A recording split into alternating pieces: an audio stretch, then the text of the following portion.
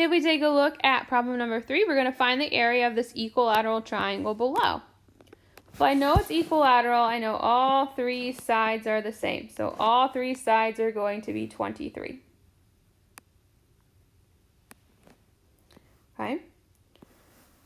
And we're finding area. So I'm going to use the formula 1/2 base times height. Well, your base is always your flat side. So here's my flat side right here. There's my base. And the length of that side is 23. So we know what our base is. The problem is we have no idea what our height is. But if we go to the angle across from our base, which is up here, and go straight down so that it's perpendicular to our base, that is our height. But we still don't know what it is. But I know this is an equilateral triangle. Okay, it's equilateral.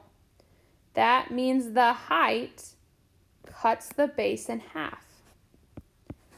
So I know this side and this side are the same. And they are equal to whatever half the base is. So half of 23 is 11.5. I'm sorry, you can hear my cat yelling at me because I won't let him out. He wants to go outside and he's just meowing at me. But, so you notice here that we have a right triangle.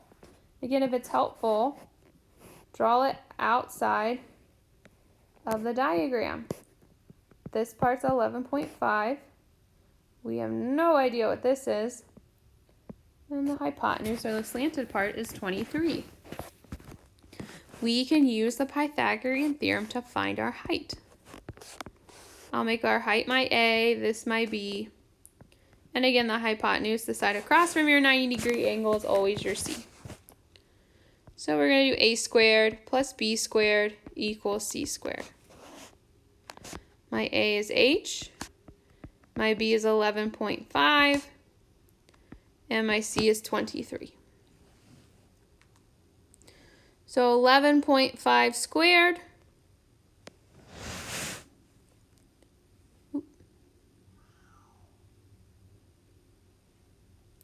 11.5 squared is 132.25.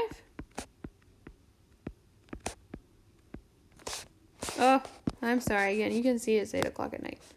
I'm just making silly errors. We have h squared plus 132.25 is equal to 23 squared is 529. We have to get h by itself, so I'm going to move the 132.25 over. So h squared is equal to 529 minus 132.25 is 396.75. Square root both sides. And we're going to leave our height as that goofy radical, because again, we don't round to the very end. We want to be as accurate as possible. So our height is 309, the square root of 396.75.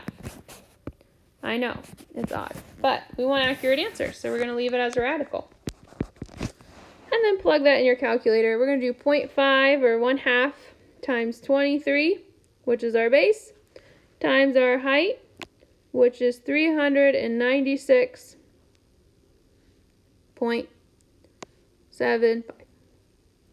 Rounded to the nearest tenth, which is 1 decimal place, we get 229.1. And we would say feet squared.